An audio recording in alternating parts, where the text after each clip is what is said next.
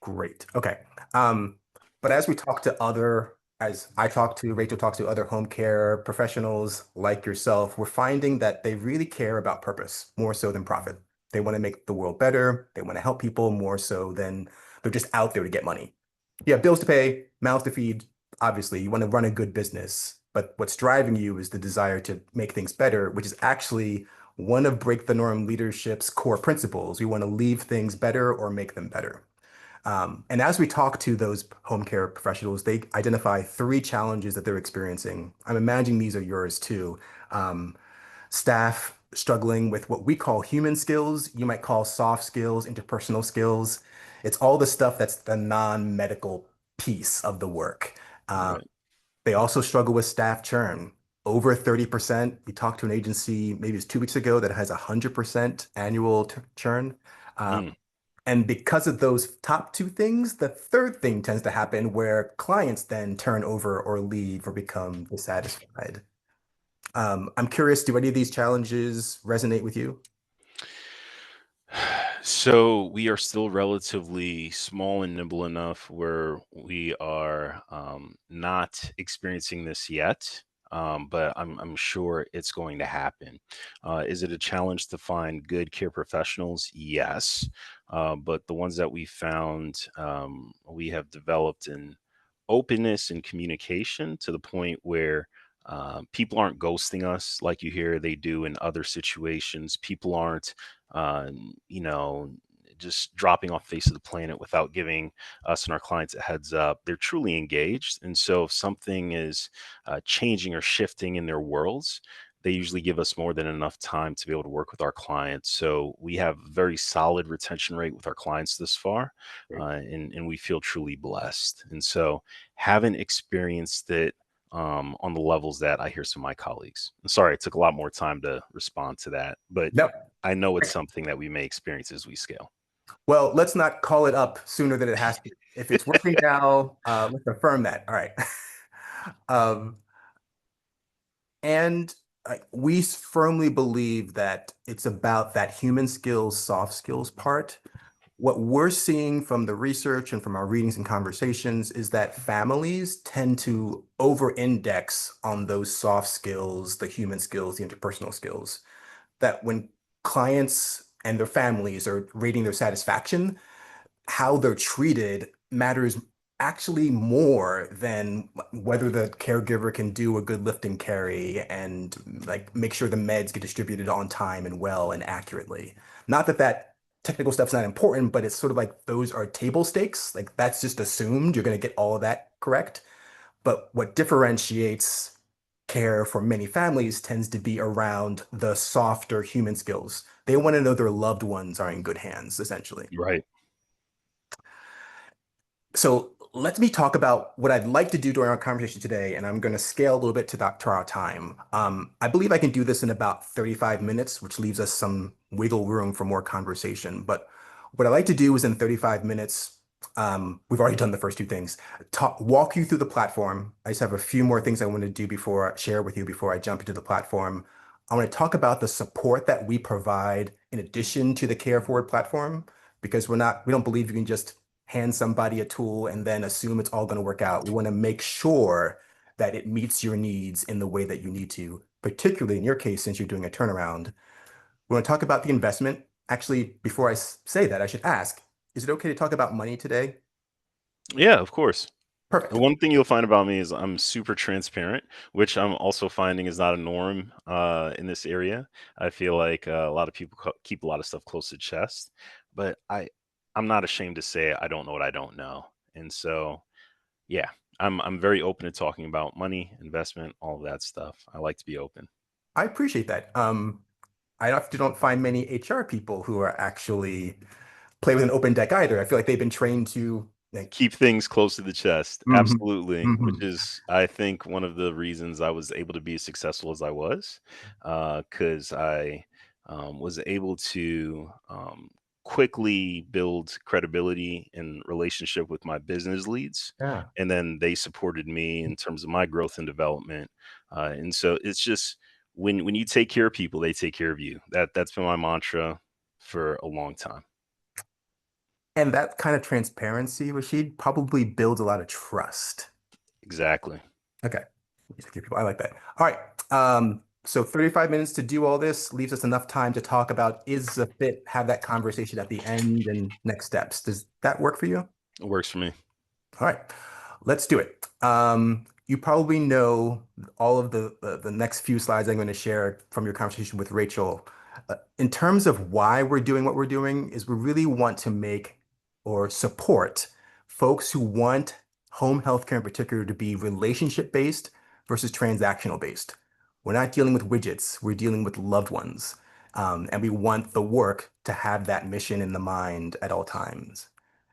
And in our vision of when we put ourselves out of work, it's going to be a world where caregiving is about empowerment. It's about trust and meaningful relationships, not about all the other things that tend to fill up your time, I imagine, during the course of a day. Yeah, we want it to be really about the people and taking care of the people, both the caregivers and the care receivers.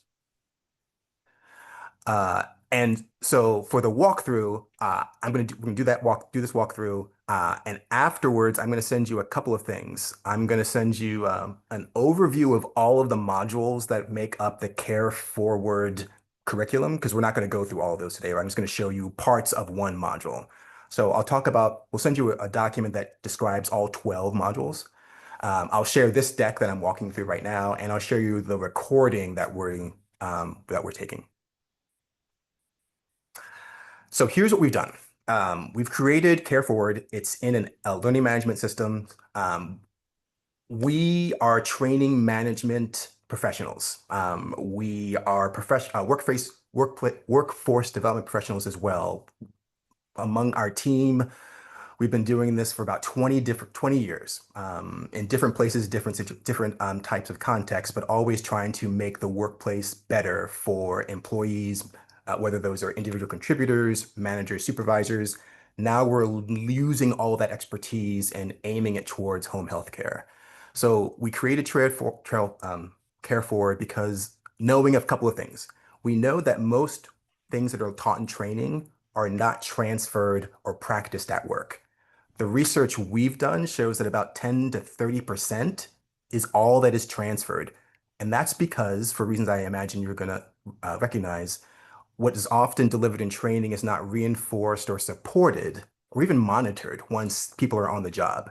That's why Right. support's so important to us. We also know from research and from our experience that it takes time to apply something after you've learned it. There's that conventional wisdom that it takes 21 days to form a habit.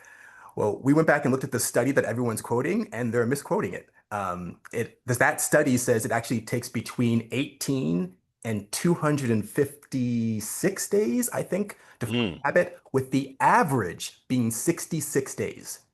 mm, Depends on the complexity of the habit, depends on how it learns, but people need a lot more time to master, practice, have a skill, like live in them in order to actually like do it without thinking. It's not right. 3 weeks is not enough. And the third thing that we know is true is that many learners, whether they're workers or students, are overwhelmed with knowledge and not given enough time to apply that knowledge. So we're big believers in let's give people smaller doses of learning and then focus on the application and reinforcement. That's what we know leads to behavior change. Does all that make sense? Yes, it does. So we created a system where training comes out once a month. Each of the 12 different modules of Care Forward come out once a month because we want to make sure that they practice it for the 3 weeks in between the time it takes them to do each module. Um, Learners will receive an email that has a link to the module for that month. So we make it super simple for them to get into the system. Yep. They'll have their own login, their own profile. The system tracks all of their activity, and we report that back to you each month so that you have a sense of who's doing what. We'll also help you interpret that so that the load on you is pretty low for that piece. We also made sure that Care Forward is accessible and flexible. It's written for caregivers who we assume are non-English speakers. It's short units. So there are 12 different modules in Care Forward, but each module maximum 45 minutes. And it's not a thing where you have to sit there and do it all at once. You can do it on a laptop, you can do it on your phone, so you can do it in between, on the go, or during dedicated time. If you stop, it'll come back to where you left off, so you don't have to start all over again. We wanted to make it as easy as possible. And we tried to keep it engaging. Stories, short sections. So that 45 minutes is divided into like 3.5, 4 minute mini lessons. We just wanted to make it easy as possible for the learners to get in, get what they need, and apply it immediately. And measurable results. We give them feedback in real time about with knowledge checks, with scenario checks, and then we give that information to you and work with you so that you can provide follow-up monitoring feedback on the behaviors associated with what they learned during the weeks in between modules. Does all that make sense? Oh, question from the audience. So, one of the things that I absolutely love is the ability to have the training in different formats, right? You spoke about on the computer, on their phone, etc. When it comes to notifying them that there's a new training in place, in addition to email, does it also send text messages? Hey, you have a new training module. Because the reason I bring this up, and you probably are already familiar with it since you spoke about the fact that you can do it on the mobile app as well. Yeah, A lot of care professionals um, aren't individuals who are in front of laptops constantly, yeah, right? yeah, They're more inclined to be in front of their phone and be responsive to a text versus going in their email, versus individuals who are more professional like us, right? And when I say yeah. professional, just in terms of the experiences What's we've yeah, had, right? The worlds we live in, we're more inclined to be on a computer versus some of our care professionals who have not lived in that world. no, that's fair. Yes is the short answer. We can definitely set up a system if you're willing to provide phone numbers for the learners who you'll be sending to us. Yes, we can make sure that they get a text with the link as well as an email with the link so they can get into the system either way. Awesome. Let me talk about all the modules and then I'm going to show. Um, Oh, actually, I'll do one more thing before I talk about the modules. All the modules follow pretty much the same structure. I want to give you the blueprint now and talk you through it so you understand it when I show it to you. We start by framing the topic. What is it we're talking about? Why is it important to you as a home healthcare professional?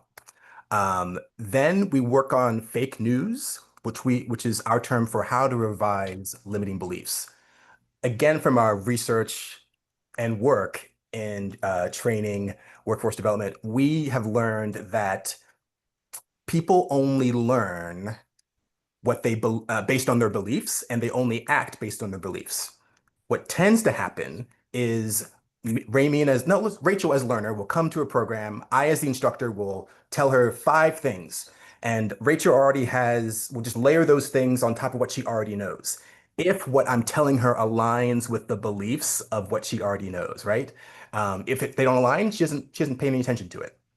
And so what we do is essentially it's like painting a windowsill. We scrape the old paint off first by talking about here are some things you might think about this topic that aren't quite helpful. Let's reframe each one of those for you. So we go through that fake news, those limiting beliefs, and revise them, hopefully erase them before we start laying that new coat of paint on the windowsill. Does that make some sense? Yes, it does. Cool.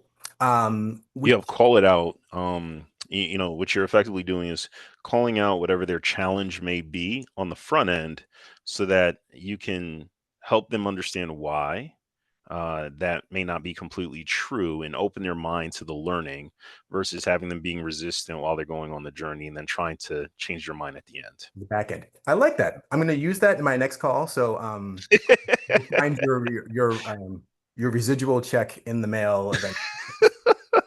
Uh, Then we start by sharing a story that sort of captures the essence of all the content, so they get a sense right up front.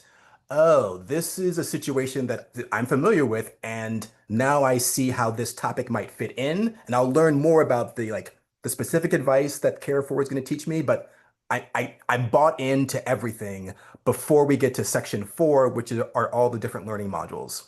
And there might be 6 to 8 different learning modules within inside a single, so let's say, I'll call them segments within a single module.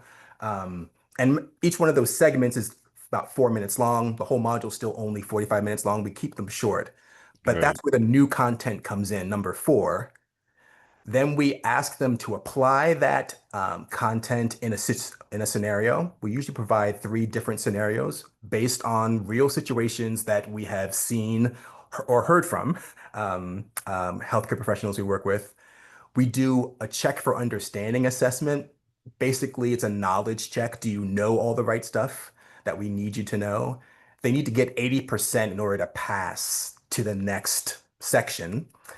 And then after they've learned all they need to learn, before we wrap up, we want them to commit. Like now that they know better, we want them to commit to doing better. So we use the commitment plan as a way of showing them here's some reminder of the behaviors we want you to practice after this module. And for the next 30 days, we want you to commit to doing one of the following things. Check off which one you're going to do, or write your own. Something that they can take to their manager, something they can take to their accountability partner, something they could, I don't know, keep in their book bag so they remember before each shift. This is what I'm trying to focus on this month. And the last piece that I'll talk here, oh, I see your hand. Let me get your hand first. Nope. Finish. Is the manager observation checklist. It is essentially a scorecard on the behaviors we want them to practice if they've learned everything we wanted them to learn during the module. We give it to them as the learner. We also give it to their manager because what it basically does is it makes it easy for the manager to, if they were observing that caregiver, to say, did you do X? Did you do Y? I hear you saying Z. Excellent. So there's a section about behaviors, whether or not they are showing them or not.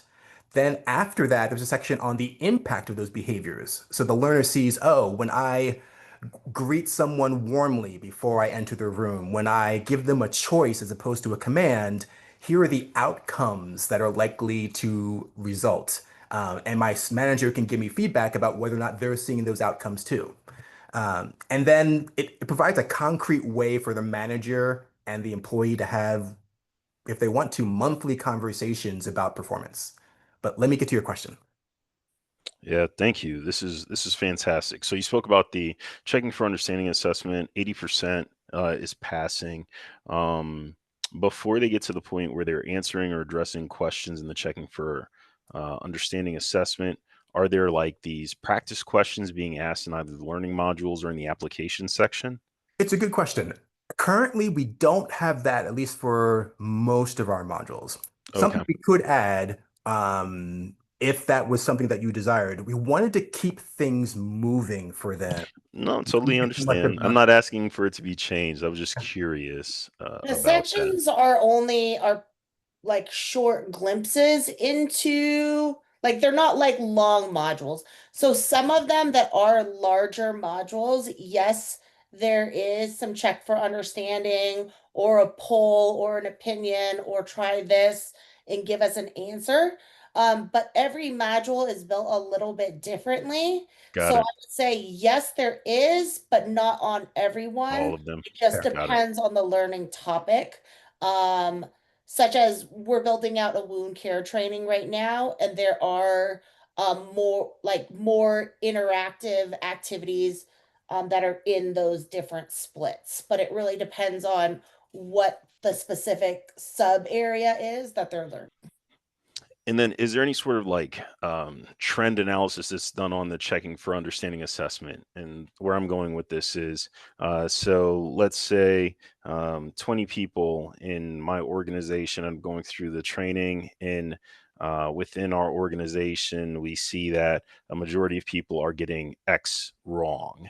Does that help us appreciate and understand? Okay, this may not be something just specifically with this individual, but systemically, maybe there's something that we're doing wrong as an organization. You'll see Yes. that in the report. Yes, so we can do that in the support end after we get the report from the learners. Although let me Got make it. a friendly amendment. I'm hoping that it may not be something that your organization is doing right or wrong. It could literally be old habits that are not, Right. Right. or common practice that you want to change as you're doing your turnaround. But Got yes, it. we can not only analyze at the individual level, but at the aggregate level to see if, okay, are all of your caregivers having this issue? Or maybe some are. Maybe only the ones who are working with these clients, or maybe only the ones during the evening, these shifts. Right. Go through all of that analysis with you. Got it. Perfect. All We're right. data I'll stop nerds. asking questions because I'm No, no. asking too many questions. Keep asking questions. Although I will say, when I was a middle school history teacher, I used to tell my students asking questions will only get you into trouble. But they would ask ridiculous questions. Your questions are great. Um, okay, one more thing, I promise, and then we're going to jump in. Or two more things, then I'm jumping. I want to give you a quick overview of all the modules. This is currently these are the 12 modules. We can customize this order by organization. So if there's an order that works better for your org, you can let us know, but let me just give you a sentence about each one. Bridging the communication gap is about how to use your verbal skills to communicate effectively with clients, no matter what generation they're in. Beyond words, same principle, except let's focus on all the non-verbal aspects of your communication. Culturally responsive care. How can I make sure that as a caregiver, respect the cultural norms and practices of my client, even if I'm unfamiliar with them or have no idea what those practices are? Thriving in healthcare. How could I, as a caregiver, stay in this business longer by managing stress, avoiding burnout, and working collaboratively with others instead of trying to do everything myself? Beyond the chart. How can I, as a caregiver, leave um, my chart notes better for the next shift by including non-medical but important things like emotional triggers, things that worked? Uh, Building rapport. I want to make sure I remember that one. Oh, that's not only, it's building like that trust, not just only with my client, but also with my client's families, because they're as involved as the client themselves. Planning, prioritizing, and being proactive. True story, if I as a caregiver have to get my client to a doctor's appointment and make dinner, how can I make sure I focus on the important thing, which is getting to the doctor's appointment, rather than the lesser important thing, making dinner? Quiet cues. How can I, as a caregiver, be more observant and sensitive to the nonverbal ways in which my clients might be demonstrating they're uncomfortable or in distress? Compassionate care. Just one second. Sorry. Trying to remember all these. Oh, that's the one we've designed. It's not a full dementia care curriculum, but it's the introduction to what will be a larger dementia care module. Uh, Got it.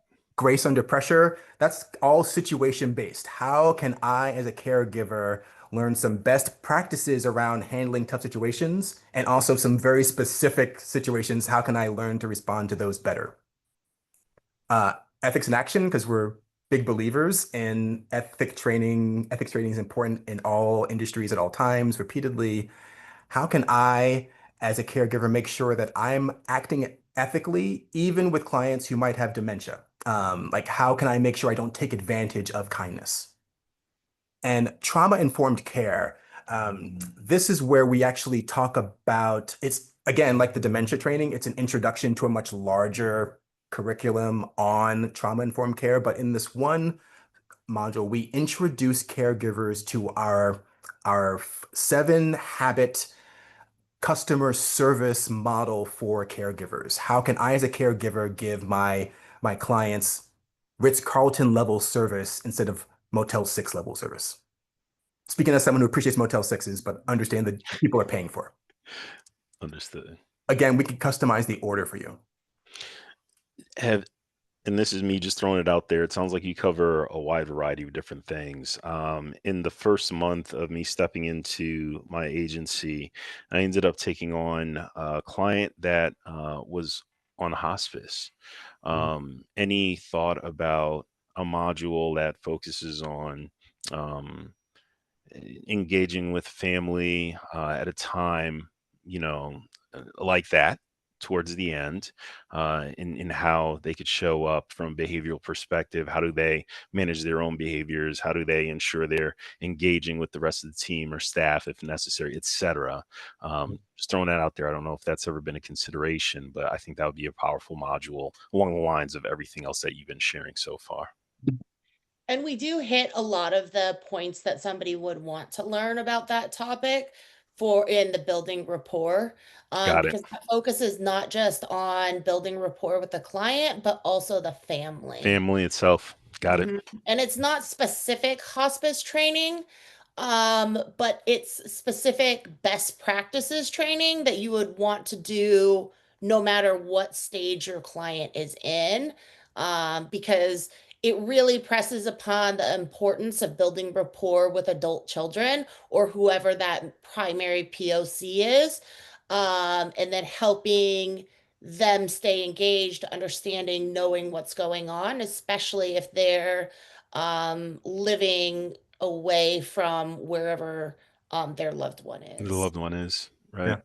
And we also cover some of what you're discussing, Rashid, in our culture responsive care module that focuses on many things, but one of the things it focuses on are how do different cultures consider end of life? And as a caregiver, how can I be sensitive or responsive, even if I'm not Yep. familiar with the Korean approach to or the Korean ethos around end of life. End of life.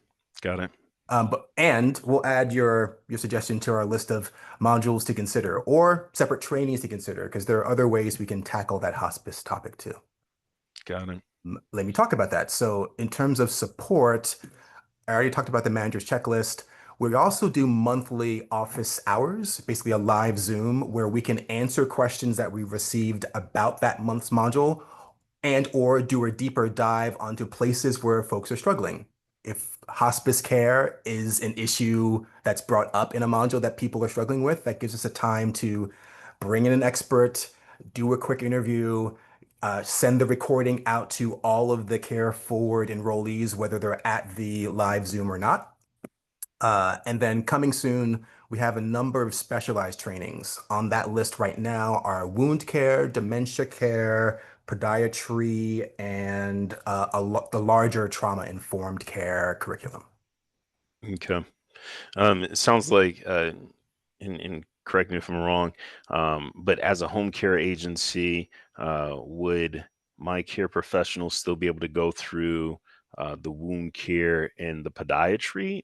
Is it like more of a light and just learning about it versus actually applying the lessons from it? Talk about what the potential is of what that Yeah. training is for me. That's a great question. So those trainings are extension trainings that are purchased different from like the soft skills training. So people that are specifically working with people clients that are, doing wound care, things like that. Yep. Um, those trainings have been built with a subject matter expert. Uh, Okay. so um, So like every on wound care training, my care professionals can't technically change bandages, right? correct, But when it correct. comes to like skincare and noticing things and calling it Yep. out and ensuring you know when to call in, maybe a healthcare agency that's leaning in or recommends to the family that they should end up doing X, Y, or Z related to another thing. All right. Absolutely. So, module one is understanding common wounds in aging adults, prevention through daily habits, mobility, hygiene equipment, observing and reporting wounds, what caregivers need to know, communication with family and care team, creating a wound monitoring routine, and then what to expect when wound care arrives. Got it. So Perfect. it Okay. gives So them specifically what is your role? What is your lane? If you're asked to do things outside of your lane, what do you do? And it right. even gives them scripts. And then we also have wound care doctors that we're going to be interviewing for these as well, so that they're saying, speaking life into these caregivers and saying, hey, these are the specific things that you guys can be doing that are going to help make our job easier. Uh, Perfect. and that even goes in as deep as what cleansing material would we suggest you use? What moisturizer would we suggest you use? Where can you put it? What fabric of socks should you be using? What should you be checking? How, what are the smell, sight, things that you should be looking for? How do you properly report that? And who do you report that to? Don't Right. poke it. Like if you see something, don't push it. Take a picture of it. Who do you report it to you? Who do you report it to? What do you say in that report? Yeah. I Like love it. that. I Yep. love it. And so Thank you for the clarity. there's one for podiatry where we're working with New Era, and then wound care, we're working with Personic. Because wound care in general is like all over the body, whereas podiatry is just from the ankle down. And they have, similarly but different things and protocols, because sometimes with podiatry, they're also working and treating with wounds as I well. love it. I love Yeah. it. And then Yeah. the dementia training, we are working on the 72-hour training that has to be given to caregivers, as well as continued yearly training that needs to be delivered to get the CEUs for them.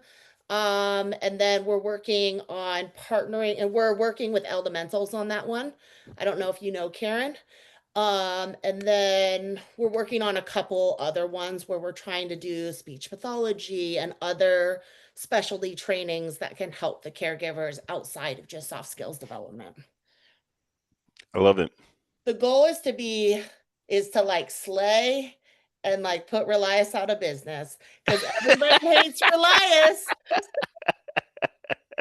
So we're No, putting them out of business. They just you are don't know all it yet, but building. we're coming. No bashing, I mean, but heard. not to name anybody by name, but No, at the end of the day, I think what you are all building is deeply needed. And it's incredible because it's scratching um the itch of a lot of things that you may notice in some of your care professionals that may just be like this one little tweak. If I had something that I could put in front of them would make them absolutely fantastic. And yep. and I think that's exactly what you've all started presenting to me today. So I'm super excited. Yeah. And in healthcare, oftentimes training falls on the nurse, and Hmm. nurses and doctors aren't trainers. They're Right, nurses and doctors. right, right. So we're trying to also take that off a bit of, the nurse practitioners, the nurse directors, things like that. So I'll shut up now so you can do the Right. No, no. We don't use that phrase, Rachel, around here. We're saying, but that right now said, I'm like knee deep into wound care. fair. All right. So can you see my screen, Rashid? Can you see the learning management system? Yes, sir. So that email that you would get as a learner would take you to your My Courses section where you'll see your new course. I'm going to demo a bit of Beyond Words for you today. Hold on a second. We're not going to go through the whole thing, and I'm not going to go through all of any section, but let me just give you some highlights. So we start with the introduction. I'm going to admit now, if you see my face cringe, it's because to keep costs low, I am the current talent, and I don't care to see myself in video. All right. So that said, let me just give you a quick sense.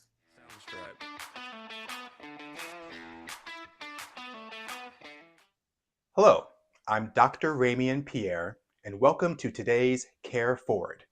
Today we're focusing on navigating generational nonverbal communication in senior care.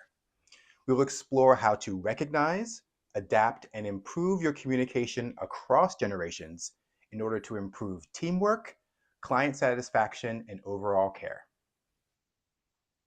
I'll point out one of the things that we do is we're using YouTube for a couple of reasons to leverage all the cool things you can do in YouTube. Closed captions, translate into your own language. Again, we want to make it as accessible as possible. So I'm really excited about that piece.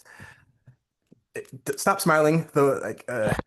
No, I'm really excited. Like Okay. again, I'm coming from this world, so the fact that I'm sitting here as I'm having the experiences I'm having, like, it'd be great if X, Y, and Z could happen, and then to see you're all like actually bringing all this to life is pretty dope. So Oh, I'm that's just fair. excited. Okay. I apologize for my attack. That was again my I can't stand seeing myself.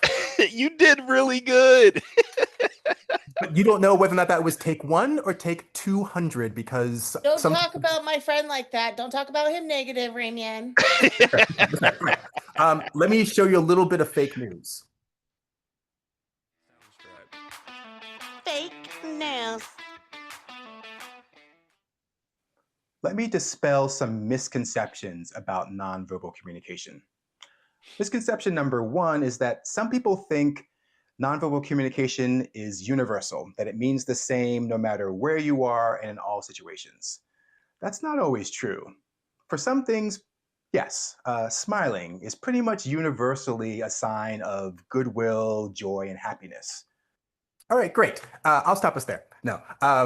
So Were one you thing. about to talk about how in India going like this might actually How be did you know? I was going to talk about because that's what we do in HR all the time? the Indian head bob that I was introduced to as an adult trainer. I'm like, oh, that doesn't mean that you agree with me. That just means that you are processing what I'm saying. Right, right, Okay. right.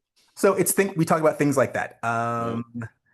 What is nonverbal communication? Eye contact and head nods, body language and gestures, personal space and physical touch. I like that one because that's not something I would have thought of automatically. That might be a generational issue. Um, Another one of my favorite things from the three segments I just talked about is I learned that the distance between your ear and your shoulder can be incredibly important when you're trying to signal to somebody calm. Like I make that distance big. As a caregiver, you as a client are likely to assume everything's cool. If my shoulders start getting up and that distance gets smaller, you as a client start thinking something's not great here. Should I do Mm, this? You start asking questions. So even just being aware of how you show up physically is incredibly important to the client experience. Um, we'll do so in this module, it looks like 6 through 11 are all the content pieces, and then we start asking them to apply.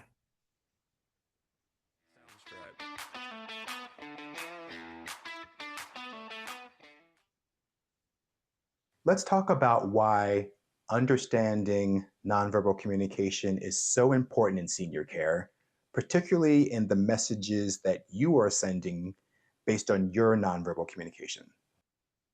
So we want them to understand, like we taught you this. Let me make sure you understand why all of that is important. We'll do a knowledge check. You can see I got 100%.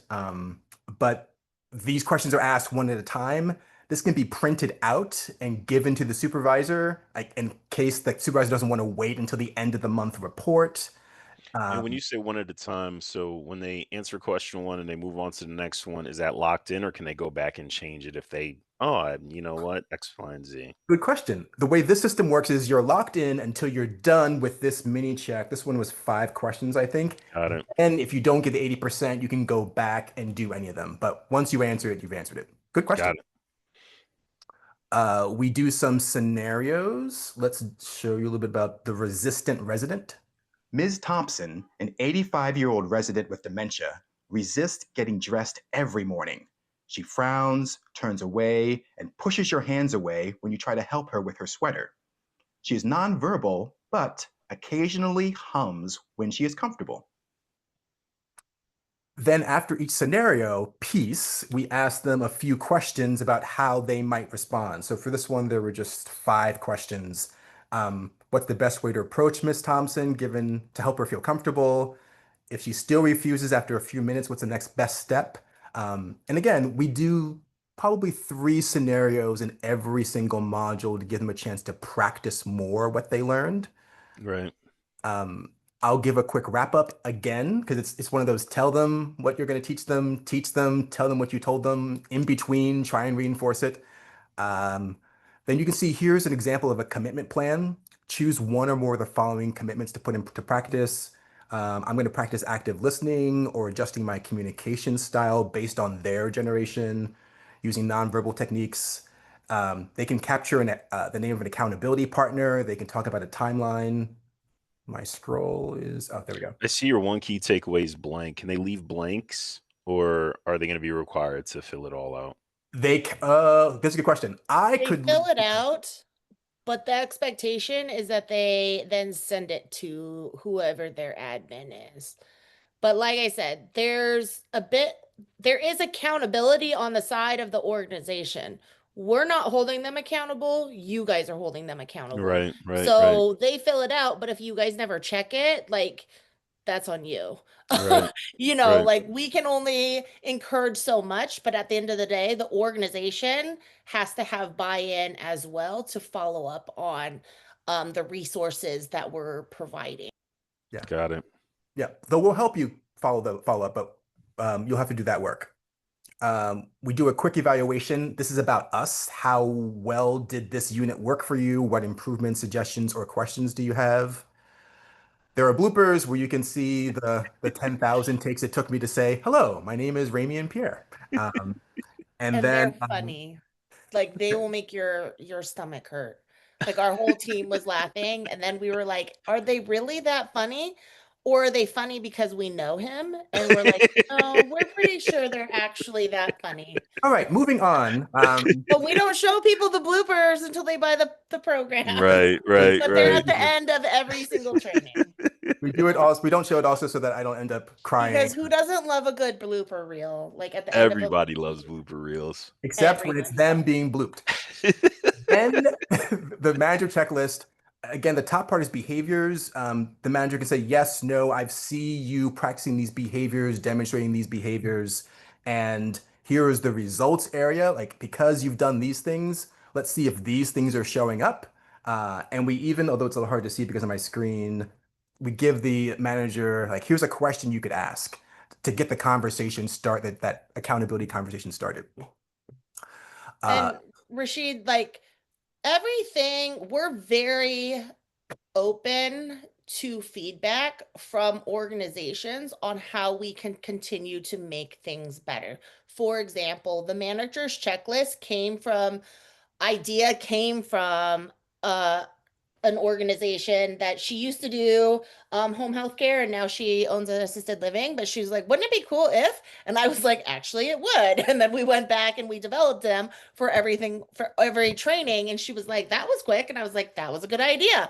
You know, so like that's one of the things also that makes us a little bit different is we're accessible and we actively listen to the feedback of not just the administration but also the caregivers, and that's why we have evaluations for them to evaluate us in the trainings as well, to say, hey, what did we do well, what did we miss, what could we expand on more as we continue to roll these out or make edits to specific trainings. Yeah, we want to be responsive, and that feedback is really important for us in order to do that. A quick time check, Rashid. Is it possible for us to get an extra 5 minutes from you? I'm running a little slow. Yeah, you're fine. You're fine. I don't have another meeting until about 3:30 today, so you're good. You're super kind. Thank you so much. Yeah. All right, let's talk about the investment. We have created a tier system for Care Forward. Whoops, wrong place. Where based on the number of people you want to run through the program, through the curriculum, that determines your price. Now, because we know there's churn, what's important to us is the number. So for example, tier one's for 1 to 10 employees, but if those 10 employees change or some fraction of them changes, you can swap in different employees into those slots. We will charge a small administrative fee so that our learning management system folks can get the old person out, new person in. But we're Right. $15 a person, a swap. But these are the prices that we offer for the year of Care Forward plus the year of support. We do offer a 20% bias towards action incentive for tiers 2 through 5, organizations that have 11 through 200 or more employees they want to run through this, meaning that 30 days after this demo, if you've started the process to contract by then, we'll offer a 20% discount. but wanted to share these prices up front with you. We also recently added the opportunity to pay monthly as well, because we understand that people are small businesses. They don't always have the whole annual fee up front. The fee is a little bit higher for The the monthly rate. monthly rate. However, if you're signing up for tiers through 2 through 5, you're still getting that 20% discount. Yeah. Curious about your response or your reaction to, I don't know how, actually take it back. I didn't ever ask you, Rashid, and I apologize, how many caregivers you're currently working with. Yeah, so from a care professional's perspective, we are at about 42, I want to say. Okay. 42 care professionals. We are not at a point where each of them is full-time equivalent, right? Out of Okay. the 42, I would say one, two, three, about 10 of them are actually um engaged, working different client shifts. And Mhm. we have ramped up and interviewed and put so many people on the bench with the anticipation that as we gain more clients, Yeah. be able to put people to work, and we just continue moving in that fashion. So that's sort of where we're at today. That's a really great model because we just seen some companies don't have the bench to be able to support if they got a client request tomorrow and needed to fill it.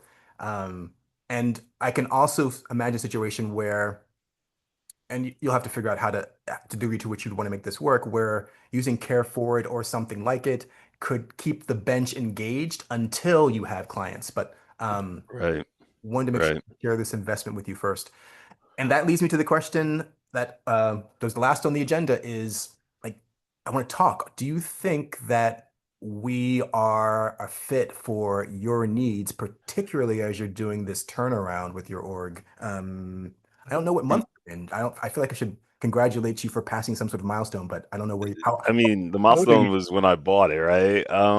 And so we got it in October. We're about what, 8, 9 months in now. Yeah, congratulations. Thank you, thank you, thank you. Um, and so when I see it, my reaction is, I I I like it. I think it makes sense. Um, just financially right now, as I'm thinking about staffing our office and getting, a team together in office and in house that can rise to my expected growth. Um, this isn't something I'm going to pull the trigger on in the next 30 days. Okay. However, I do know that this is something I want to take advantage of. So if you give me a few months to get our census up to where um, we can sustain and continue growing from there, I definitely would be coming back and knocking on the door to ask if we can activate. I love that. Can I yes and you to say, Sure. um, in part because I know Rachel loves you, that Yes. between now and that day, month, when you're ready to pull the trigger and start talking about what the contract might look like, if there are ways that we could check in, because I imagine as you're continuing the turnaround, as you're adding on new staff, you'll we'd like to be a part of that planning. Like we're trainers, consultants, organizational development folks at heart. So we love to get in sort of on the ground floor of change so that when the new tool comes in, it makes sense given the way your organization is framed and the way in the direction in which it's moving. So I just would hate it for it to be, I'm making these numbers up, September, Virgo season, when you want to pull the trigger, that we don't talk during Leo season or whatever comes beyond that. I don't pay attention. Right, right. Um, yeah, I just don't want to wait until that time. Does that sound okay to you? Absolutely. So if we were to do a I quick, just don't know if Rachel's going to be around because, she likes the West Coast. I tell you, the minute the Hey, humidity radion's in your raises, city, in your gets over area. 20%, Rachel's out of here. But she'll come back. She'll come back when it cools off. Okay. Yeah, yeah. Um, tell me But then. no, absolutely. Okay. Absolutely. Yes. So how about this? How about we do two things? I put a meeting on the calendar far in advance, like my dentist does, for where are we now? We're mid-June, mid-July, mid-August. Would you like mid-August, end of August? Let's do end of August. All right. And if you had to pick mornings or afternoons? I'm always a fan of mornings, but given that Rachel's on the West Coast, is it going to be you, me, and Rachel again, or is it Who just you and me? knows? Who knows? And Rachel, she operates at 5 in the morning, so don't worry about her. I start at like 5:45. Okay. All right. If you're Yeah. cool with that, I actually prefer mornings. Okay, morning in mid or late August. Correct. Yes. I'm gonna pick Tuesday, August 19th. Go for it. All right. And I'll do it at the same time. But I'm gonna check in with you if you don't mind. I'll just check in by. Well, he wants a morning, so you have to do it at a different time. Oh, I apologize. Yeah, okay. You're right. We'll do Tuesday the 19th at is 10 a.m. okay? 10 a.m. works. All right. What did I say? August 19, 10 a.m.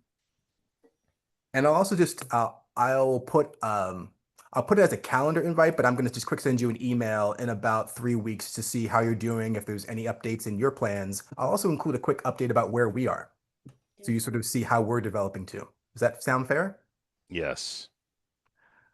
All right. As follow-up though, later this afternoon, I will send you the deck. I'll send you this recording. And The overview of the modules. overview. I knew there's one more thing. And the overview. Yep.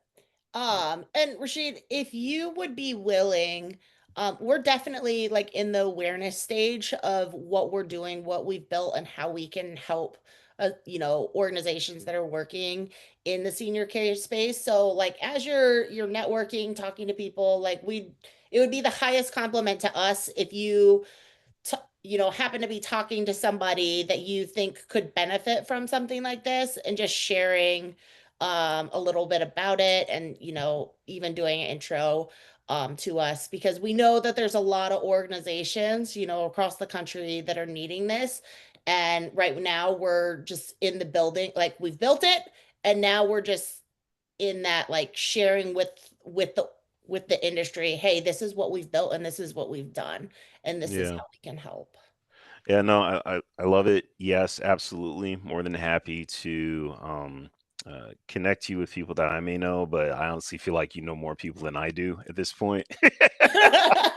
And the other thing that I'll say is, as we get to a point where it makes sense for us to formalize our relationship, and then we're off and running.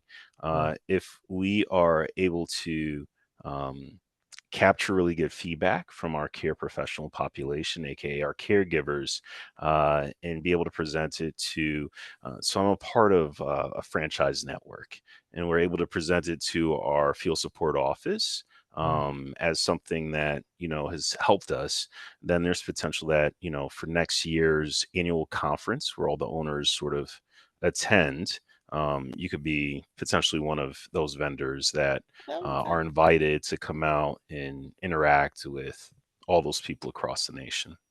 Yeah, That's that would be great. super kind of you. Yeah. Well, we got to go through the stages first. Even to Date before you imagine get that. married. Okay. That's fair. Nope, not done wedding. Rashid, thank you so much for your time today. I'm gonna let you go so that you can go about your day. I'll get that follow-up to you. Just give us a little time for the recording to process. Take your time, my friend. I'll get it to you. Yeah, thank you so much. Rachel, I'll call you in a second. Thank you. Okay. Y'all have a great day, okay? All right. Bye. Bye.